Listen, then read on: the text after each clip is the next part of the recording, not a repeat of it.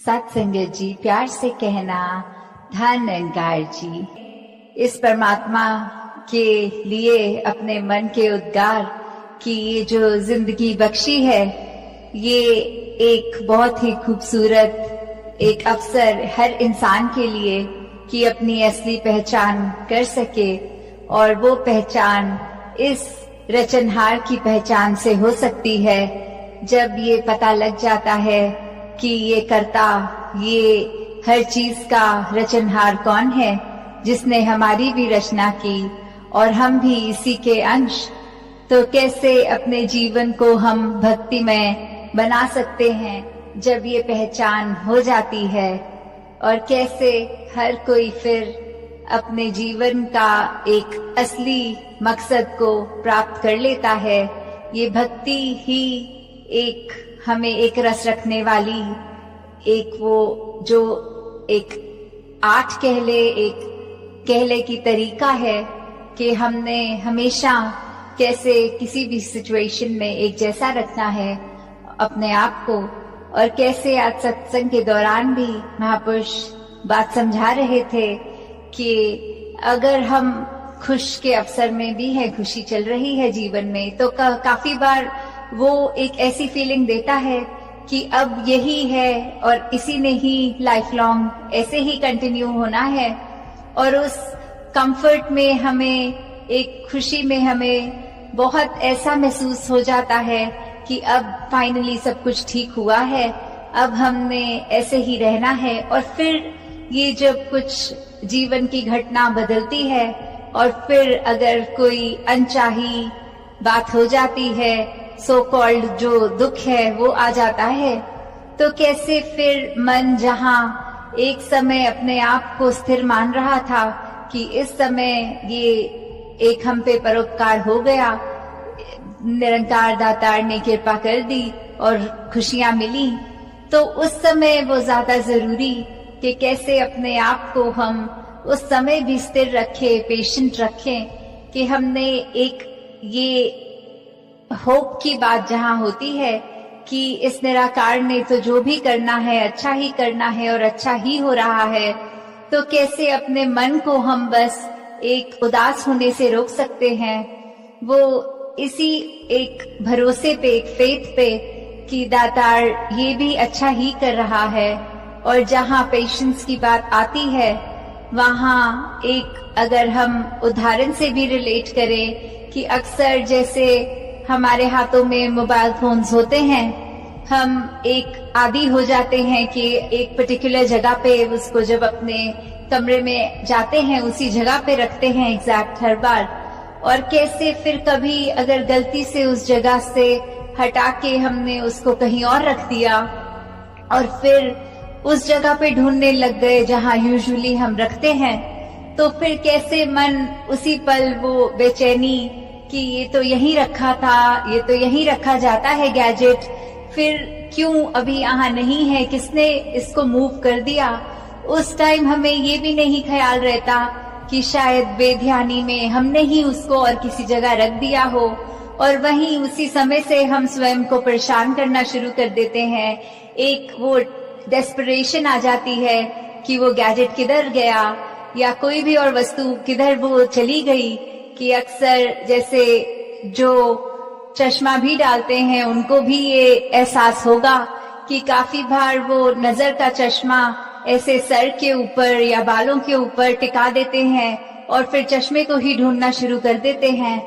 तो कैसे वो होता तो एक जगह पे ही है, चाहे यूजुअल जगह पे नहीं, पर हमने ही उसको एक अनयूजुअल जगह पे रख दिया है। और कैसे फिर एक दिमाग उस घर में रहने वाले हर एक पे आता है कि मैं हर एक से पूछ लूं क्या आपने रखा, मेरा फोन वहां से क्यों उठाया, कहीं और क्यों रखा। एक मन में वो हड़बड़ी सी मचनी।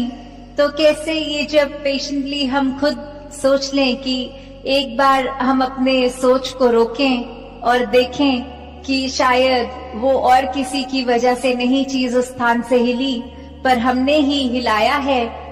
तो कैसे हम इसको अगर एक ब्रॉडर विजन में भी इस एग्जाम्पल को देखें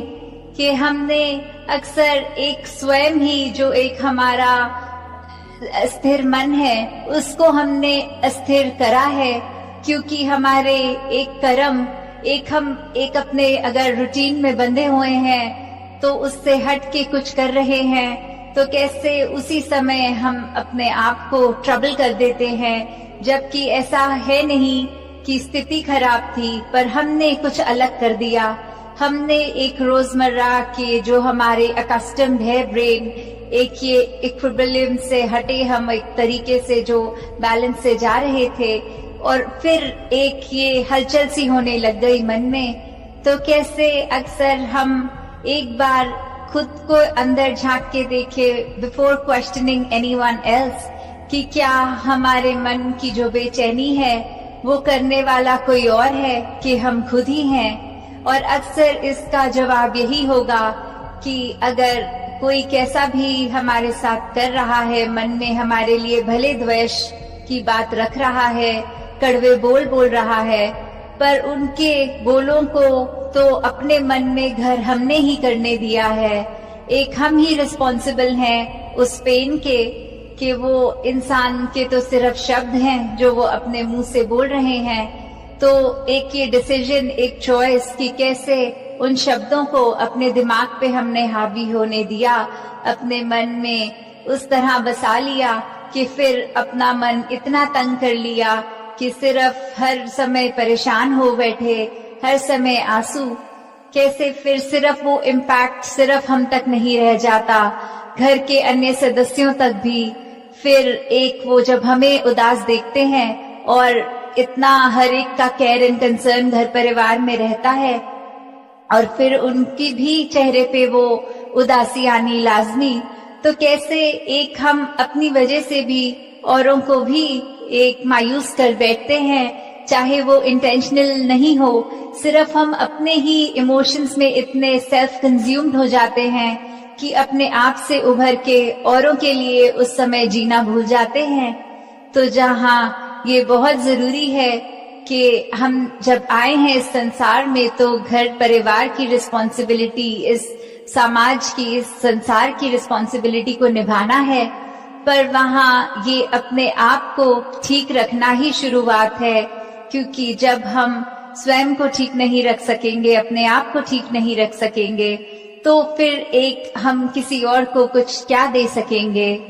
तो जहाँ हर चीज की शुरुआत अपने आप से, कि कहाँ हमारी एक खामियां हैं उसको हम ठीक कर सकें, कहाँ हमारा अपना मन उदास है उसको इस सिमरन के साथ जोड़कर, इस निराकार के साथ जोड़कर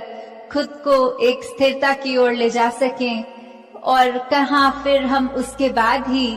आगे दे पाएंगे। जैसे अक्सर अगर कोई देखे तो एक घड़ा है या कोई भी ऐसा बर्तन जिसमें पानी है, उसमें से हम तब तक ही पानी निकाल के आगे किसी और को ग्लास में डाल के पिला सकेंगे जब तक उस बर्तन में पानी है। पर जब उसी बर्तन में पानी खत्म हो जाता है तो आगे वो पानी हम किसी और को दे नहीं सकते। तो कैसे हमने हर समय अपने मन को इतना कंटेंटेड रखना है, इतना भरपूर रखना है कि ये हर समय, ये 24 घंटे इस निराकार ने जो कृपा करी है